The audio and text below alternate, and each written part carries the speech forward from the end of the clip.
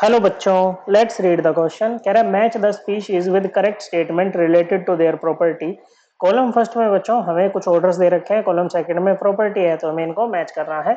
Okay बच्चों, चलिए तो ये पहला ऑर्डर जो दे रखा है ये किसका हो सकता है बच्चों? क्या ये कोवेलेंट कैरेक्टर का हो सकता है? नहीं बच्चों, कोवेलेंट कैरेक्टर तो हम बॉन्डेड स्टेट में देखते हैं ना बच्चों। ओके, बॉन्ड एंगल भी हम बॉन्डेड स्टेट में देखते हैं, तो यहाँ पर नहीं देख सकते। या तो हम हाइड्रेटेड साइज देख सकते हैं आयन का, या फिर आयनिक मोबिलिटी देख सकते हैं। ओके बच्चों, देखो बच्चों आयनिक मोबिलिटी की अगर हम बात करें ना, ये इनवर्सली प्रोपोर्शनल होती है साइज ऑफ आयन के। किसके बच्चों? आयन के साइज के ना इनवर्सली प्रोपोर्शनल होती है बच्चों।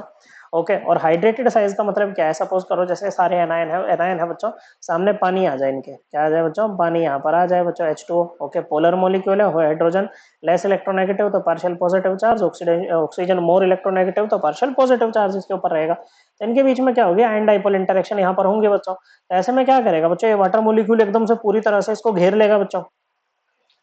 ओके बच्चों, तो ये क्या हो जाएगा बच्चों? हमारा जो एनायन है ना वो हाइड्रेट यहाँ पर हो जाएगा बच्चों।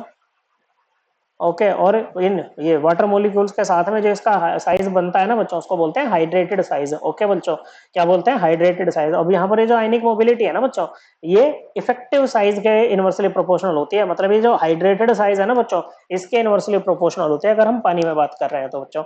ओके, अब ये जो हाइड्रेटेड साइज है ये डायरेक्टली प्रोपोर्शनल होता है मैग्नीट्यूड ऑफ चार्ज के। जितना ज्यादा मैग्नीट्यूड होगा चार्ज का आयन के ऊपर बच्चों, उतना ही ज्यादा होगा, उतनी स्ट्रॉन्ग अट्रैक्शन लगेगी।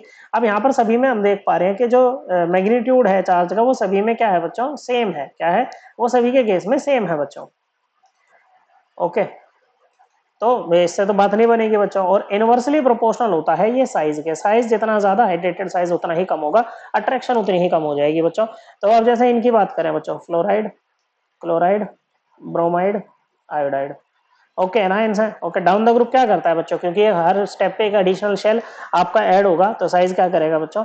इंक्रीज करेगा। अगर साइज इंक्रीज करेगा तो हाइड्रेटेड साइज क्या करेगा बच्चों?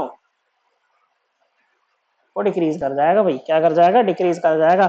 देखो आई माइनस का साइज क्या होता है बच्चों? आई माइनस का साइज सबसे ज्यादा होता है, लेकिन आई माइनस एक्वस की जब बात करेंगे ना बच्चों, तो इसका साइज सबसे कम हो जाएगा बच्चों।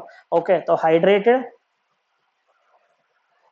साइज का जो ऑर्डर रहेगा ना बच्चों, वो क्या होगा बच्चों? हाइड्रेटेड साइज का ऑर्डर होगा बच्चों आपका F माइनस एक्वस सबसे ज्यादा, उसके बाद Cl माइनस एक्वस, उसके बाद ये बच्चों Br माइनस एक्वस, और उसके बाद I माइनस एक्वस।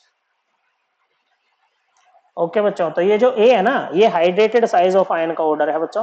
तो ए जो है वो किससे मैच करेगा? ये आर से मैच करेगा। ओके, अब देखो ये इसका रिवर्स करके लिख दिया बच्चों, मतलब ये किसका है? आयनिक मोबिलिटी का ऑर्डर है। किसका है बच्चों? आयनिक मोबिलिटी का ऑर्डर है। तो सी जो है वो एस से मैच करेगा। तो तीन ऑप्शन हमारे ऐसे एलिमिनेट हो गए बच्चों। ओके, हमारा आंसर आ जाएगा ऑप्शन ए। अब बॉन्ड एंगल की जैसे बात करें तो बॉन्ड एंगल यहाँ पर देखेंगे बच्चों NH3 और NF3 में। ओके, NH3 NF3, इनके एक बार हाइब्रिडाइजेशन निकाल लेते हैं using steric number. Steric number होता है around central atom number of sigma bond pair plus number of lone pair बच्चों। ओके, दोनों में ही सेंट्रल एटम नाइट्रोजन है। देखो जैसे तीन हाइड्रोजन है, एक नाइट्रोजन है, तो जो एक वाला होता है ना वो सेंट्रल एटम होता है। नाइट्रोजन की वैलेंशियल कॉन्फ़िगरेशन होती है 2s2 2p3, 5 इलेक्ट्रॉन है वैलेंशियल में, और हाइड्रोजन 1s1 है बच्चों, और फ्लोरीन क्या है? 2s2 2p5 है। ओके, दोनों को ही एक इलेक्ट्रॉन चाहिए nearest noble gas configuration acquire करने के लिए, मतलब ये मोनोवैलेंट साइड एटम होंगे बच्चों, एक ही बॉन्ड बनाएंगे। तो यहाँ पर क्या होगा? नाइट्रोजन के साथ ऐसे तीन बॉन्ड बन जाएंगे बच्चों, यहाँ पर फ्लोरीन के साथ। ओके बच्चों, दोनों में ही स्टेरिक नंबर बिल्कुल सेम आएगा। तीन सिग्मा बॉन्ड पेयर है, एक लोन पेयर है, स्टेरिक नंबर 4। ओके बच्चों, तो दोनों की हाइब्रिडाइजेशन भी सेम ही रहेगी बच्चों। क्या रहेगी? दोनों की हाइब्रिडाइजेशन भी सेम ही रहेगी बच्चों। ओके, जितने जितना आपका स्टेरिक नंबर आया है उतने ही एटॉमिक ऑर्बिटल लो सीक्वेंस में लगा दो, हाइब्रिडाइजेशन आ जाएगी। जैसे कि यहाँ पर आ गई है आपकी sp3। ओके बच्चों, क्या आ गई है?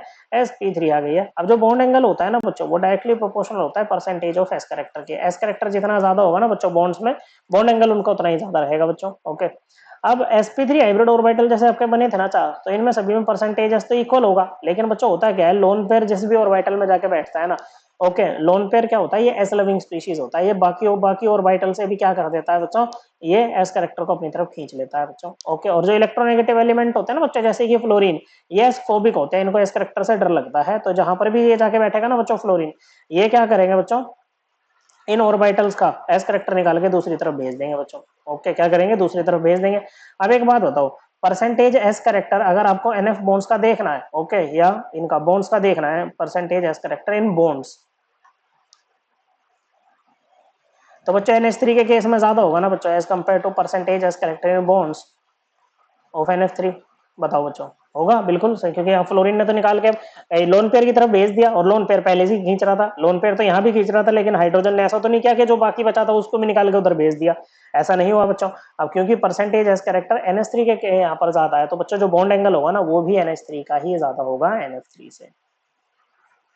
ओके बच्चों, यहाँ पर क्या दे रखा है, NH3 का ज्यादा दे रखा है NF3 से, बिल्कुल सही बात है। तो बी जो है वो पी से मैच करेगा। देखो ए का आर, बी का पी, सी का एस, अब आते हैं डी पर।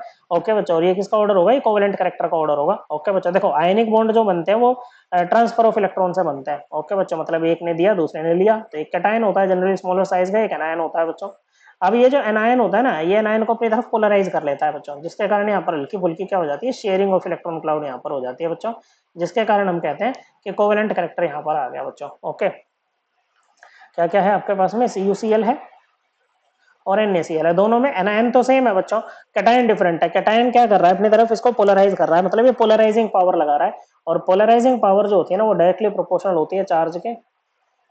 ओके बच्चों, और इनवर्सली प्रोपोर्शनल होती है साइज के। तो चार्ज तो दोनों का सेम है बच्चों, ये भी कॉपर प्लस है बच्चों, इसको तोड़ोगे तो ऐसे ही टूटेगा ना आयनिक बन के बच्चों, Cu प्लस Cl माइनस, ये हो जाएगा Na plus plus Cl minus.